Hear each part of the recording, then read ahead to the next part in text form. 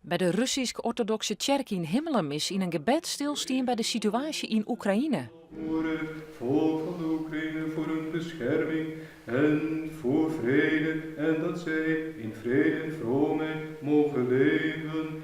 Heer, ontferm u, Heer, ontferm u, Heer, ontferm u. Bij de dienst vind ik een soort Russische en Oekraïnse gezin aanwezig. Zij maakt je haar bot zorgen over familie en kunde in Oekraïne. Als een orthodoxe priester troost je ze. En datgene wat ik vandaag natuurlijk ook gezegd heb, is dat als Christus ons zijn vrede heeft willen geven, dan moeten we proberen om die vrede in onszelf te bewaren. En moeilijk is natuurlijk als je daar je bezorgd maakt over je familieleden die je hebt. En niet weet wat er met hen zal gaan gebeuren. Vanochtend zei een vrouw dat haar zoon die daar zit, die op de Krim zit, haar gezegd had dat hij, als het erger wordt met zijn vrouw en kinderen, wegvlucht en weggaat. Ja, dan maak je natuurlijk zorgen als moeder.